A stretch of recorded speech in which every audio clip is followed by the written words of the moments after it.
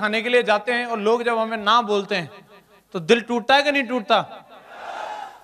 बहुत दुख भरे गाने याद आते हैं, है ना? और मन करता है यार क्यों हम झेल रहे हैं, सब छोड़ दो, ऐसा लगता है कि नहीं लगता? और काफी सारे लोग छोड़ भी देते हैं। छोड़ देते हैं, नहीं छोड़ देते हैं? तो दिल तो मेरा भी ऐसा ही है जैसा आप लोगों का है, टूट जाता था और मन करता था मैं भी छोड़ दूं। फिर उसके बाद मुझे याद आता था अगर मैंने छोड़ दिया तो इसके बाद फिर गांव में जाना पड़ेगा और फिर से खेत में काम करना पड़ेगा। और मुझे ऐसा लगता था कि वो रात रात भर खेत में पानी लगाने से अच्छा है दिन दिन में प्लान दिखा लिया जाए।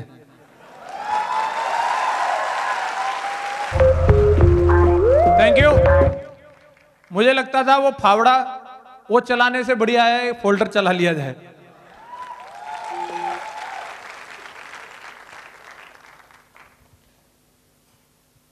हमारे देश में एक मजदूर की भी जिंदगी एक कंफर्टेबल हो सकती है क्योंकि वो एक टाइम टेबल से काम करता है, लेकिन किसानों की जिंदगी कभी भी कंफर्टेबल नहीं होती क्योंकि उनका कोई शेड्यूल ही नहीं होता। अगर रात को भी अगर लाइट आती है तो ट्यूबवेल चलाने जानी पड़ती है। कई लोग गए भी होंगे हैं। बहुत भयंकर ठंड पड़ रही होती है जब बम्बे में से पानी निकालते हैं, हाय रे कोई उंगली न डाले उसमें फिर पूरा घुसना पड़ता है? तो मुझे ऐसा लगता था कि अगर यहां काम नहीं किया तो वो करना पड़ेगा और मुझे उससे ये काम बहुत आसान लगता था और इसलिए मैं उधर लौटना नहीं चाह रहा था कभी भी। मैं लगा रहा। नॉलेज की बात करो तो आज जो लेवल है, जो भी टीम बनी है, ऐसा नहीं है कि हम पहले से ही ऐसे थे। 17 साल तक गांव में रहे तो गांव की परवरिश जिस तरीके की रहती है वैसी हमारी रही है। मम्मी पापा तो बोलते थे कुछ बड़ा करना है, लेकिन जो हमारे दोस्त लोग हैं और जो हमसे गांव में बड़े भाई लोग जो रहते हैं वो बढ़िया ट्यूशन देते थे। पुलिया रहती है हर गांव में, तो पुलिया पे बिठा के बढ़िया ट्यूशन चलता रहता था। याद आ गई सबको अपनी अपनी पुलिया की बात। Thank you. बीबीसी मीडिया भी वो रिपोर्टिंग नहीं कर सकता जो पुलिया पे बैठे पत्रकार रिपोर्टिंग करते हैं। और गांव की हेडलाइट होती है वो, वहां बैठ के सारी गालियों की प्रैक्टिस कराई जाती है कैसे देनी है। 17 साल ट्यूशन लिया मैंने वहां पे, तो कोई हार्वर्ड में पढ़ के नहीं आए हम, देसी वाले हैं। हेलो। लेकिन जब से इस सिस्टम में आगे भी समझ में आ गया भाई ये पुलिया तो जिंदगी में आगे बढ़ने नहीं देगी, तो पुलिया छोड़ दी। आज भी मैं अपनी BMW से उधर होके जाता हूं तो पुलिया उधर ही है और वहां हेडलाइट बैठी रहती हैं। मैं देखता हूं मैं आज भी वही बातें चल रही होंगी जो पहले चलती थी। आप समझ रहे हैं? तो इस तरीके के बैकग्राउंड से निकल के आए और आज आपके सामने है जो जिंदगी जो इस बिजनेस की वजह से मिली है। मैं दिल खोल के इस बात को बोलता हूं कि जो एक किसी भी अच्छे professional doctor, engineer, CA, advocate को जो जिंदगी मिलती होगी उससे कहीं ज्यादा बेहतर जिंदगी सिक्योर लाइफ के डायमंड को मिलती है दोस्तों।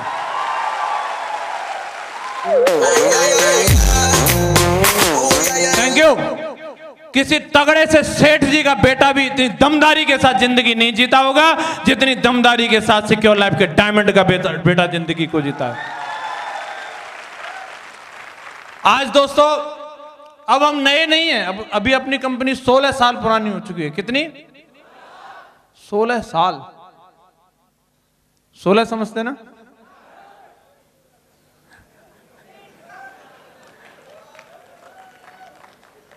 अब तक दब जाते लेकिन अब नहीं दबेंगे भाई।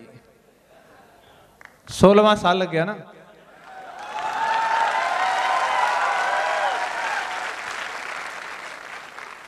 अब तक लोगों के पास जाते थे तो साला साइकिल थी, लेकिन अब लोगों के पास जाते हैं BMW है। बेटा आजा।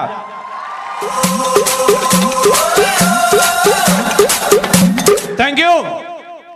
अब तक इतने लोग नहीं थे, आज लेकिन चौधरी साहब की 2.5 लाख लोगों की टीम है। 2.5 लाख।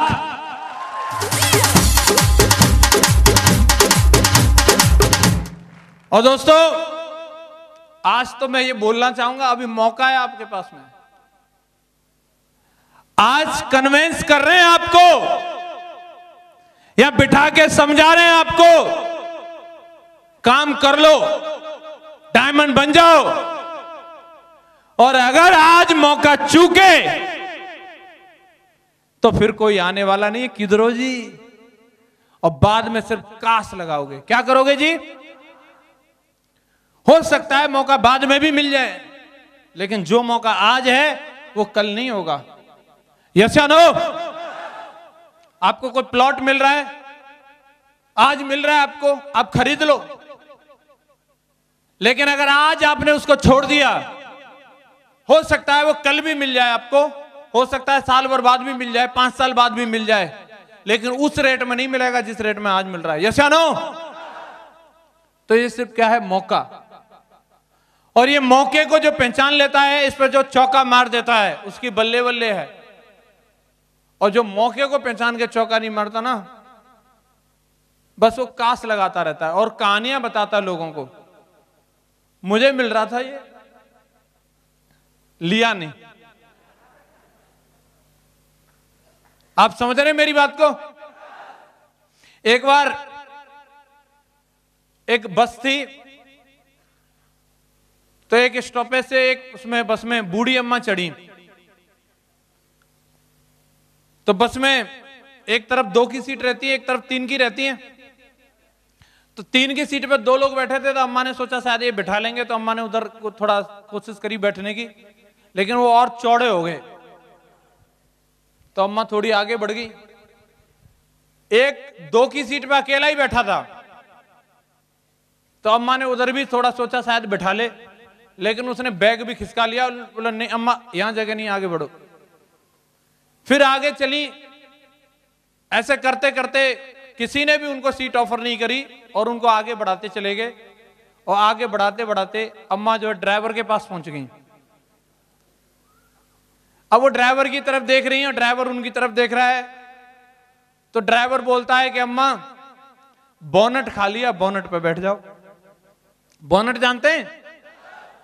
तो अम्मा बोनट पे बैठ गई। 1-2 स्टॉपेज आगे जाने के बाद में एक उसमें सुंदर सी कन्या चढ़ी।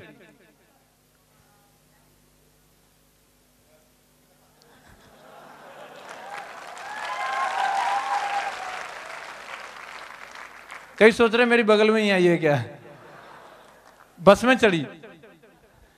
तो जिस सीट पर 2 मोटे मोटे बैठे थे ना, बिल्कुल पिचक गए। आ जाओ, बोले यहीं बैठ जाए। लेकिन वो मैडम पूरी अदा में थी, देखा और आगे बढ़ी। जिसपे एक बैठा था उसने भी अपना बैग वैग खिसका लिया, शायद यहां बैठ जाए, लेकिन फिर भी मैडम आगे बढ़ती जा रही है। सारे ऑफर कर रहे हैं, इधर आ जाओ मैडम, यहां बैठ लो, यहां बैठ लो। और मैडम ऐसे देखती जा रही है और आगे बढ़ती जा रही है। जब ज्यादा ही आगे को आती जा रही थी, तो अम्मा बैठी थी बोनट पे। तो अम्मा ने बोला कि बेटी बैठ जा, तेरे पास मौका है, नहीं आना तो तुझे भी बोनट पे ही पड़ेगा।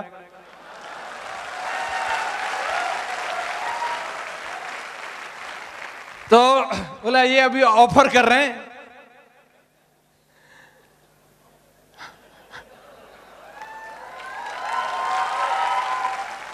मैं बोलता हूं दोस्तों, आज घर घर में जाकर के हम लोगों को बोलते हैं आ जाओ बनो डायमंड, और लोग बोलते हैं नहीं मैं नहीं करूंगा। तू घुस जा बेटा, तुझे तो बोनट पे आना पड़ेगा, बोनट पे। ये लिख के दे रहा हूं मैं दोस्तों।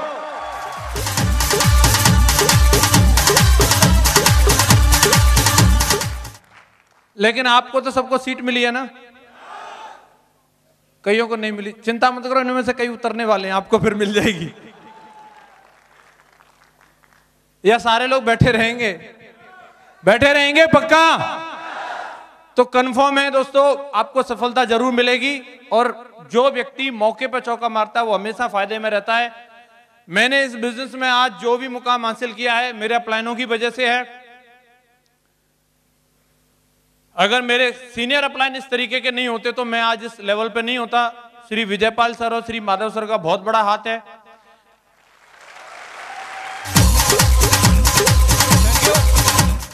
कई बार लोगों को बहुत सारे कंफ्यूजन हो जाते हैं, बहुत सारी कंप्लेंट करते हैं अपलाइन को लेकर के कि मुझे वहां टाइम देना चाहिए था, वहां टाइम नहीं दिया, मुझे ये वाला स्पिलओवर देना चाहिए था, मुझे स्पिलओवर नहीं दिया।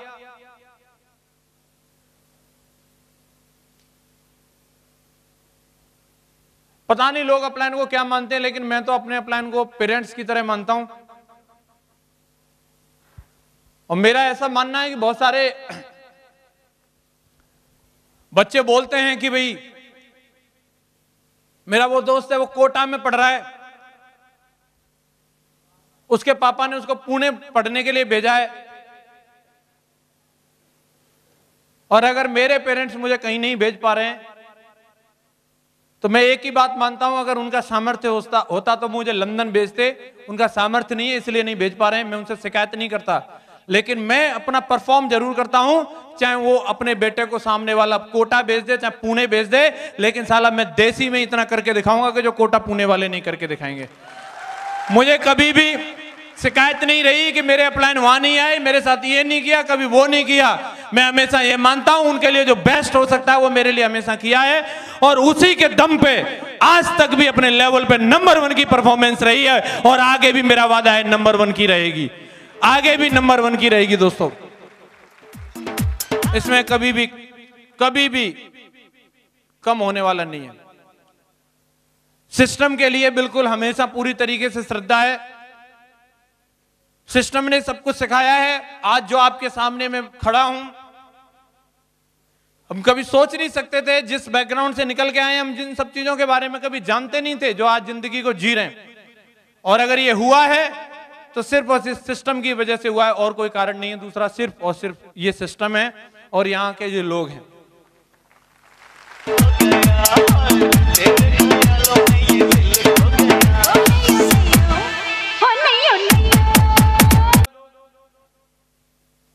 प्रॉब्लम्स गिनाते हैं, सर ये वाली प्रॉब्लम है, वो वाली प्रॉब्लम है, ऐसे करके काम नहीं हो रहा, वैसे करके काम नहीं हो रहा। आप जो भी चीज बोलें, जब हम लोग कोई भी व्यक्ति किसी भी लेवल पर रहेगा तो जिस सिचुएशन से आप निकल रहे हैं कभी ना कभी हम लोग भी निकले होंगे। यस या नो?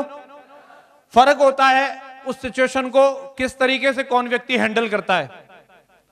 एक व्यक्ति जब भी उसके सामने प्रॉब्लम आती है उसमें वो टूट जाता है, और एक व्यक्ति जब प्रॉब्लम आती है तो प्रॉब्लम को तोड़ देता है। हम कह सकते हैं यहां पे कि साहब मेरे पास पैसा नहीं है, सर बहुत गरीबी है, सर बिल्कुल भी पैसा नहीं है। तो आपको क्या लगता है हमारा स्विस बैंक में अकाउंट रहा होगा कि जो हम वहां से निकालते रहते थे? पैसे की किल्लत, पैसे की दिक्कत हमारे साथ में भी थी, और जब पैसे की दिक्कत रही तब ये इरादा और मजबूत हो गया कि ये पैसे की दिक्कत है और ये नौकरी से या फिर किसी दूसरे काम से खत्म होने वाली नहीं है। ये तो सेब सब से जो 8 लाख आएंगे उन्हीं से ये किल्लत खत्म होने वाली है, उन्हीं से ये किल्लत खत्म होगी। लोगों ने ना बोला तो लोग घर में बैठ जाते हैं कि उसने ना बोल दिया, ना हमको भी बोला, लोगों ने स्टैंप तक पे लिख के दिया, लेकिन कोई भी चीज झुका नहीं पाई। अगर बंदे ने ना बोला तो उसे प्रॉब्लम नहीं समझा, उसे चैलेंज के रूप में एक्सेप्ट किया कि बंदा बोल रहा है कि जा मैं नहीं जुड़ता, तू डायमंड बन के दिखा दे। और हमने यही बोला कि बेटा मैं अपने बाप की औलाद नहीं जो बन के नहीं दिखाया, तुझे जरूर बन के दिखाऊंगा। टीम भी टूटी, लोग भी गए, और हमेशा एक ही माइंडसेट रखा कि जब तू मेरी टीम में नहीं था उस दिन भी मुझे डायमंड बनना था, और आज अगर तू नहीं भी रहेगा ना तो भी मुझे डायमंड बनना है। तू मेरी डायमंडशिप को डिसाइड करने वाला नहीं है। कोई भी बात जो आप बोलो, बहुत जल्दी लोगों का दिल टूट जाता है, अपना भी टूट जाता है, लेकिन हमें बता दिया था कि इमोशनली बहुत स्ट्रांग रहने की जरूरत है। तो जब भी टूटा उसको असेंबल किया, लेमिनेशन करके चिपका लिया, फिर चल दो काम पे। क्या दिक्कत आ रही है? काम तो करना है ना। यस या नो? हमारे लिए हमारी सफलता बड़ी है या हमारे लिए हमारी प्रॉब्लम्स बड़ी हैं? जो व्यक्ति सफलता चाहेगा जल्दी उसकी सारी प्रॉब्लम खत्म हो जाएंगी, और जो व्यक्ति अपनी प्रॉब्लम में उलझा रहेगा सफलता तो कभी मिलने वाली है नहीं। आखिरी सांस तक भी वो प्रॉब्लम ही करता रहेगा। प्रॉब्लम को भुलाने का, प्रॉब्लम को खत्म करने का अगर कोई जरिया है तो सिर्फ एक है, काम पे निकलो। क्या है जी? आप काम पे जाइए, और जितनी गुस्सा आप दिखा सकते हैं आप काम पे निकाल दीजिए। लेकिन लोगों को मैं देखता हूं बाहर मार्केट में साला कुतिया नहीं पूछती उनको, और वो मर्द बने घूमते रहते हैं। और मर्दानगी भी देखिए ज्यादा दूर के नहीं, वो सिर्फ बीवी के सामने मर्द रहते हैं, उन्हीं को बार बार कंफर्म करते रहते हैं, और उसको ऐसे बोलेंगे मेरे लिए ये ला, जैसे वो बादशाह अकबर हो, गर्म पानी नहीं किया, ड्रामा बना देते हैं, पूरा भगवान शिव की तरह तांडव कर देंगे। ऐसे मर्द होते हैं।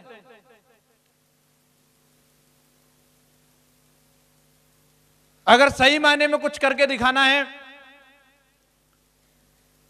जितने भी मैं सेलिब्रिटी लोगों को देखता हूं वो घर में बिल्कुल एकदम बिल्ली बन के रहते हैं, लेकिन बाहर मार्केट में शहंशाह बन के रहते हैं। और यही तो है, लेकिन कई जो लटूरे रहते हैं वो घर में ही शहंशाह बन के रहते हैं, बाहर लटूरा राम बन के घूमते रहते हैं, कोई नहीं पूछता उनको।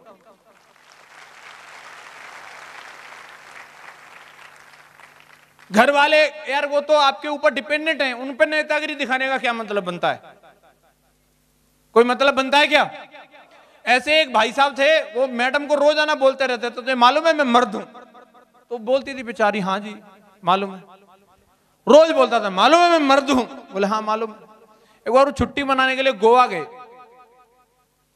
तो गोवा में कभी बारिश, चाहे जब बारिश शुरू हो जाती है, मालूम है आप लोगों को, तो शाम का वक्त था, मैडम ने कुछ अपने और वो भाई साहब के कपड़े बाहर सुखो रखे थे, और तभी अंधेरा सा हो गया और बूंद पड़ने लगी। तो मैडम ने बोला कि वो बाहर कपड़े सूख रहे हैं, थोड़ा वो कपड़े उतार के ले आओ। तो बोलता है नहीं मैं नहीं जाऊंगा। तो मैडम पूछती है बोले क्यों? कि बोला वहां पे अंधेरा है।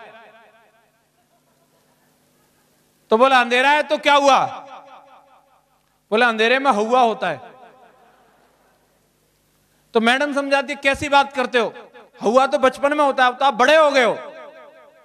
तो बोलता हवा भी तो बड़ा हो गया होगा। मैडम उसको मोटिवेट करती है, क्या बात करते हो, आप तो बोलते हो कि मैं मर्द हूं, मर्द को हवा से कैसा डर? तो बोलता है मर्द मैं तेरा हूं, हवा का नहीं हूं।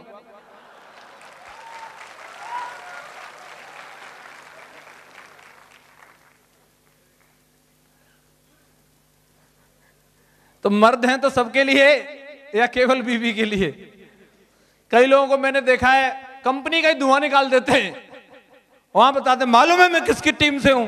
ओहो, तो कंपनी वालों ने क्या बिगाड़ा, किसकी टीम से क्या फर्क पड़ता है, हैं?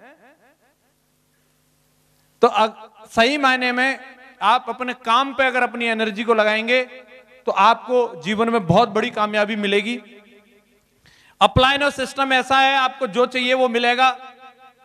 यहां कितने भी आप बहाने बना लो, मेरा ऐसा अनुभव है कि जब भी कभी मैंने एक बहाना बनाया तो उसके बदले में 2 सॉल्यूशन मिले, तो बहाना बनाने का कोई मतलब ही नहीं बनता। एक बारी एक ताऊ थे हमारे, उनको क्या है कि एक मुर्गी फार्म खोलनी थी, तो उन्होंने कुछ मुर्गी पाल रखी थी, तो ज्यादा मुर्गी पालने के लिए उनको क्या है लोन की आवश्यकता पड़ गई। तो उन्होंने बैंक में अप्लाई किया कि मुझे लोन लेनी है। तो बैंक मैनेजर के पास गए, जाकर के बोला साहब मुझे लोन करा दो, मुझे मुर्गी फार्म खोलनी है। तो बैंक मैनेजर ने बोला कि भाई हम अपना सर्वेयर भेजेंगे और आप कैसे कैसे क्या क्या करते हो वो सब उनको बताना, उनको ठीक जमेगा तो फिर हम आपको लोन दे देंगे। तो बोला ठीक है। तो बैंक का सर्वेयर आया, फील्ड ऑफिसर आता है, ताऊ से मिलता है और पूछता है कि हाँ जी कहाँ है आपका मुर्गी फार्म वगैरह, कैसे चलाते हो, क्या करते हो, क्या है थोड़ा समझाओ। तो ताऊ ने 4-6 मुर्गी पाल रखी थी, तो दिखाता है, बोला अभी तो यही है, थोड़ी सी और बढ़ाएंगे, आप लोन दे देंगे। तो उसने पूछा सर्वेयर ने कि आप इनको क्या खिलाते पिलाते हो?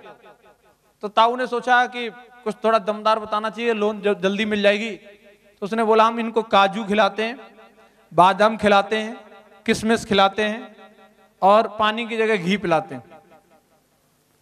अभी उसने वो सब लिख लिया और जाकर के मैनेजर को बताया।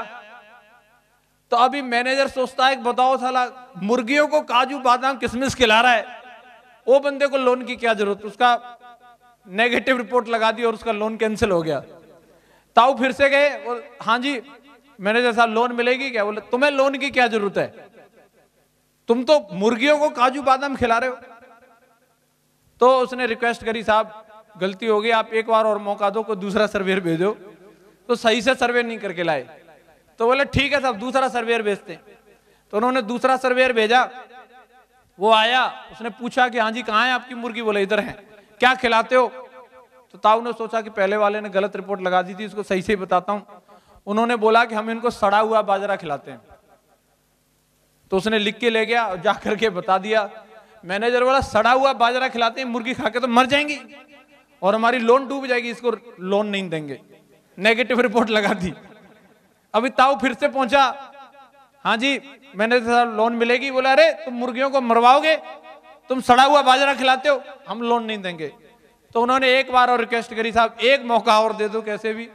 तो उन्होंने तीसरी बार एक और सर्वेयर भेजा और वो सर्वे करने के लिए आया। तो आकर के उसने पूछा, बोला साहब क्या खिलाते हो मुर्गियों को, कैसे रखते हो? तो ताऊ ने जवाब दिया, देखो साहब ऐसा है, मैं तो इन सबको खुले पैसे दे देता हूं, अपने आप बाजार में जाती हैं, जिसको जो सही लगता है वो खा के आ जाती हैं। तो यहां बचने वाला कोई है नहीं, लोन पास करनी पड़ेगी। समझ आ रही बात की नहीं आ रही है? महागुरु जी लोगों के सामने कोई भी कैसी भी प्रॉब्लम लेके चले जाए, मेरा ऐसा अनुभव रहा है कि हमेशा उस चीज का सॉल्यूशन मिलता ही मिलता है। बिंदास एटीट्यूड रख के आपको काम करने की जरूरत है। अगर एटीट्यूड आपका बिंदास रहेगा तो बहुत बड़ा काम आपके साथ में हो सकता है। बात समझ आ रही है कि नहीं आ रही है? काफी सारे लोग हैं अलग अलग चीजों की कॉपी मारते,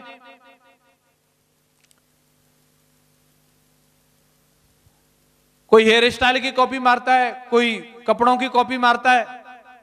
लेकिन मैंने जो इस सिस्टम में आकर के सीखा है, अगर आपको कॉपी मारनी है तो लाइफ स्टाइल की नहीं, आप वर्क स्टाइल की कॉपी मारो। लाइफ स्टाइल की तो आपकी लोग कॉपी मारेंगे।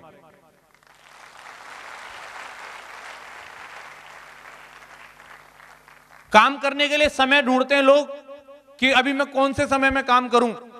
मैं बोलता हूं जिस दिन आपने ठान लिया वही समय सबसे बढ़िया है, और आप काम पे निकलिए। सबसे बड़ी बात यही है, काम पे निकलना। आप घड़ी की तरफ मत देखिए कौन सा समय, सुबह दोपहर शाम मैटर नहीं करता, आप निकल जाइए, कोई ना कोई मिलेगा। किसी न किसी से कुछ न कुछ बात करिए, और जो मिलेगा, जो आपके लिए बिजनेस करके देगा, उसका कोई लिमिट नहीं है दोस्तों। हर समय अच्छा है। एक बार एक साधु महात्मा जी जा रहे थे, सामने से एक व्यक्ति आ रहा था फक्कड़ पने में। तो महात्मा जी ने उसको पूछा कि बोला भाई साहब आपके पास घड़ी है, थोड़ा देख के बताइए क्या टाइम हुआ है। तो बंदे के हाथ में एक डंडा था और उसने बाबा जी के सिर में मारा एक धाड़ करके, और बोलता 1 बजा है। अभी बाबा जी जो ऐसे ऐसे करके कुछ कर रहे हैं, बराबर में एक व्यक्ति खड़ा था, बोले इन्होंने आपको डंडा मारा और आप अभी मुस्कुरा रहे हैं और कुछ प्रार्थना सी कर रहे हैं, इसका क्या मतलब हुआ? तो बाबा जी ने जवाब दिया, बोले मैं भगवान को धन्यवाद दे रहा हूं, मेरा समय सही चल रहा है कि जो मैंने इस समय में इससे टाइम पूछा। अगर 1 घंटे पहले पूछा होता तो 12 डंडे मारता ये। तो जो भी समय है वो अच्छा है। यस या नो? हम कई बार लोगों की तरफ देखते हैं कि भाई ये अपने आप ही जज करने लग जाते हैं, लोगों को बिठा के देखते हैं, अच्छा इसकी मतलब शक्ल सूरत सही है कि नहीं, ये डायमंड बनने लायक है। हम खुद ही फेल पास करते रहते हैं लोगों को। कई लोगों के पीछे तो इतने ज्यादा हम इमोशनल हो जाते हैं, सर पप्पू ज्वाइन नहीं हुआ, सर पप्पू जुड़ जाएगा तो सर 150 डीडी तो उसके पास यूं रखी है, और उसके फॉलोअप के लिए हम पता नहीं डायमंड तक सोर्स लगा देंगे, सर आप आ जाओ एक बार पप्पू को ज्वाइन करा दो। और आपको मालूम है पप्पू हमेशा फेल ही रहता है, वो कोई पास होने वाला नहीं है, उसके पीछे लगने की जरूरत नहीं है। मेरा अनुभव रहा है, जिनके पीछे में लगा रहा, जिनके लिए मुझे लगता था ये तो तोप है, ये तो एटम बॉम्ब है, वो एक पटकनी के बराबर भी कुछ नहीं किया। लेकिन इंसान की जब मेहनत का कोटा पूरा हो जाता है तो उसे डायमंड कभी भी कहीं भी यूं ही मिल जाते हैं दोस्तों। मैं लोगों के फॉलोअप करने पे कहीं भी लगा हुआ था, मैं लोगों से मिल रहा था, लोगों से बात कर रहा था, लेकिन मुझे नहीं लगता था कि मेरी टीम में कोई दमदार बंदा आएगा। कब आएगा, कहां से आएगा, मालूम नहीं। एक शाम में ऐसे ही बैठा था, अंधेरा था, सामने चारपाई पे 2 व्यक्ति बैठे थे, वो आपस में कुछ बातचीत कर रहे थे, मुझे उनका चेहरा भी नहीं दिख रहा था। उनकी बातचीत सुनते सुनते मुझे लगा वो बहुत बड़ी बड़ी बात कर रहे हैं, तो मैंने उनको इनवाइट किया अपने प्लान के लिए, और उन्होंने मेरा इनविटेशन एक्सेप्ट किया। और अगले दिन जब सवेरे जब वो वेन्यू में आए तो मुझे यकीन नहीं हो रहा था कि ये वही व्यक्ति हैं जिनसे रात को मैं बात कर रहा था, क्योंकि उनकी बातें और उनका हुलिया दोनों चीज मैच नहीं कर रही थी। वो बात तो बहुत बड़ी बड़ी कर रहे थे, वो अहमदाबाद की, जोधपुर की और पता नहीं कहां की बात कर रहे थे। लेकिन जब मैंने देखा कि उनकी चप्पलें जो पहन रखी थी जेवड़ी से बंधी हुई चप्पल थी उनकी, कपड़े बिल्कुल एकदम फटे हाल। मैंने कहा सर आप वही हैं जो रात को हमें मिले थे? बोला हाँ जी मैं वही हूं। और मैंने उनको पूरी श्रद्धा के साथ में प्लान दिखाया और सिस्टम का फॉर्म भरवाया और उनके साथ मिलकर काम किया दोस्तों। और वो व्यक्ति आज इस बिजनेस में मरकरी है, उनका नाम लाल बहादुर शर्मा है।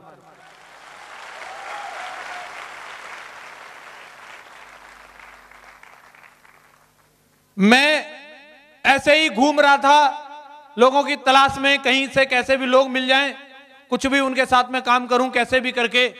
मैं और राहुल जी मेरी टीम में लीडर हैं, हम दोनों लोग, मेरी एक लेग बहुत अच्छी चल रही थी, वहां पे मनोज चौधरी जी और सर लोग मिलकर के दिल्ली में आर्मी एरिया में बहुत अच्छा काम कर रहे थे। तो हम सोचते थे आर्मी वाले लोग हमें मिले, तो हम आर्मी एरिया में बैठे रहते थे, लेकिन आर्मी वाले हमें भाव नहीं देते थे, हम ऐसे थे बच्चे से, तो ऐसे चलता कर देते थे, चल भाग छोटू कहां से आ गया।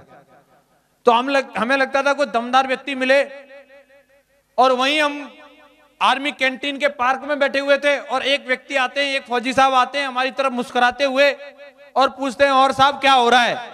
उनकी मुस्कुराहट देख करके हम उनसे भी ज्यादा मुस्कुराए। वैसे अंदर से तो मुस्कुराहट नहीं आ रही थी पर लेकिन एक्टिंग करने के लिए मुस्कुराए, अरे एकदम बिंदास है, मजा आ रहा है। और वो ये सुन के बोला मजा कैसे आ रहा है? हमने बोला आप भी लेना चाहते हो मजे? बोला हाँ जी बिल्कुल। तो शाम को ही नरसिंह ग्रेवाल सर की मीटिंग थी और हमने वो ले जाके उनको मीटिंग में बैठा दिया आगरा में, और वो मीटिंग से इतने मोटिवेट हुए कि उन्होंने ज्वाइनिंग ले ली और आज उनका नाम शैलेंद्र सिंह है, मरकरी बन चुके हैं दोस्तों। आपको डायमंड कभी भी कहीं भी मिल सकते हैं, आपकी तलाश कभी भी पूरी हो सकती है, आपको लोग डीडीओ की जड़ी लगाने वाले लोग कहीं भी मिल सकते हैं दोस्तों। आपको सिर्फ मेहनत को पूरा करने की जरूरत है। मैं जोधपुर में गया था काम करने के लिए, ओमवीर जी वहां पे मेरे साथ में थे, शैलेंद्र जी वहां पे थे। जहां मुझे रूम दिलाया उसकी बगल में एक व्यक्ति रहता था, वो भी उन्हीं की ओमवीर जी की यूनिट का था, और वो व्यक्ति शायद थोड़ा बहुत मेरे बारे में जान गया होगा या जो भी है। उसने अपनी बीवी को समझाया कि ये जो लड़का बगल में रहता है इससे कोई वास्ता मत रखना, ये कोई गलत काम करता है और इससे बात नहीं करना कभी भी। 2-3 दिन जब मैं वहां रहा, मैं उसकी मैडम को नमस्ते भी करता था तो वो मैडम नमस्ते नहीं लेती थी, क्योंकि उनके पतिदेव समझा गए थे कि बात नहीं करना इससे। लेकिन हम मानने वाले तो है नहीं, तो उनको डिस लगवानी थी। मैं आपको वाकया बताता हूं कि कभी भी किसी इंसान के साथ क्या कैसे हो सकता है। तो वो भाई साहब यूनिट में गए हुए थे और डिस वाला डिस लगाने के लिए आया और मैडम उसको एड्रेस नहीं बता पा रही, तो अब उनकी मजबूरी हो गई कि वो मेरे कमरे में आई और बोली भाई साहब थोड़ा इनको एड्रेस बता देंगे क्या? मैं एकदम तैयार हो गया, हाँ जी बिल्कुल। और मैंने वो भाई साहब को एड्रेस ही नहीं बताया, बल्कि मैं जाकर के 1.5-2 किलोमीटर पे वो बंदा खड़ा था वहां से डिस वाले को संग लेके आया, थोड़ा उसके संग तार वार भी छिलवाए और उनकी केबल चालू करवा करके बिल्कुल सही चैनल वैनल आने लग गए। तो वो मैडम भी बड़ी खुश हुई, पानी वानी भी पिलाया उन्होंने। शाम को जब वो भाई साहब आते हैं तो उनको बताते हैं आप बोल रहे थे भाई साहब बहुत खराब है, ये तो बहुत अच्छे आदमी है, पूरी डिटेल बता दी। तो वो बंदा सुन लीजिए मेरे रूम में आता है धन्यवाद देने के लिए और साथ में एक चाय का प्याला भी लेके आता है। बोले सर थैंक यू, आपने आज हमारी मैडम की हेल्प की, धन्यवाद। मैंने कहा सर बैठिए। चाय लेके आया था, मैं चाय पी रहा था और साथ में मैं किताब पढ़ रहा था, स्वेट मार्डन की बुक थी कैसे बने करोड़पति। किताब का टाइटल पढ़ के ही बंदा फ्लैट पूछता सर किताब पढ़ के भी कोई करोड़पति बन जाता है? मैंने कहा बिल्कुल। प्रोस्पेक्टिंग शुरू। तो बोला कैसे? मैंने उनको एक पैराग्राफ पढ़वा दिया उसमें से पार्ट टाइम बिजनेस वाला, जो मैंने थोड़ी देर पहले ही पढ़ा था। और वो बंदा मेरे को बोलता है बात तो सर सही लिखी है, पार्ट टाइम में आदमी को कुछ न कुछ करना चाहिए और मैं भी प्लानिंग कर रहा हूं। मैंने क्या? बोले मैं बोलेरो लेने की सोच रहा हूं और उसे टैक्सी में लगवाऊंगा और 20-25 हजार मुझे यहां से मिल जाती है तनख्वाह, 20-25 हजार मुझे बोलेरो कमा के देगी, 50 हजार आएंगे। बात तो सही है सर, आइडिया तगड़ा है। मैं कहा बोलेरो आएगी कितने की? बोले 6-7 लाख की आएगी सर। तो मैंने एक आइडिया मैं दे सकता हूं आपको जिसमें मात्र 8-10 हजार रुपए लगेंगे, 25-30 हजार तो आपको यूं ही मिल जाएंगे। बोले बताओ सर क्या है? मैंने कहा लो प्लान। मैंने उनको रात को ही प्लान दिखाया। प्लान दिखाते दिखाते 11:30-12 बज गए। बंदा इतना इंटरेस्टेड हुआ, मैंने सीनियरिटी की इंपॉर्टेंस बताई। उसने बोला फार्म वार्म छोड़ो, सीधे पैसा जमा करो, अभी इंटरनेट पे डालो।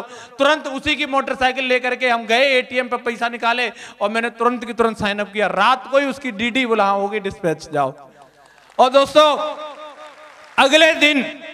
अगले दिन बोलता है कि मैं अपने 2 दोस्तों को लेके आऊंगा, उनको बोलूंगा कि चलो लंच पे तुम्हारी भाभी ने याद किया है और बेटिंग के लिए मैं तुम्हारे रूम में बिठाऊंगा और उधर तुम उनको प्लान दिखा देना। मैंने कहा तू लेके आ। और वो बंदा जा करके अपने 2 दोस्तों को लाता है, मेरे रूम में लाके बिठाता है, लंच करने के लिए आए थे, मैं उनसे हाथ मिलाता हूं, मैं पूछता हूं सर क्या नाम है आपका?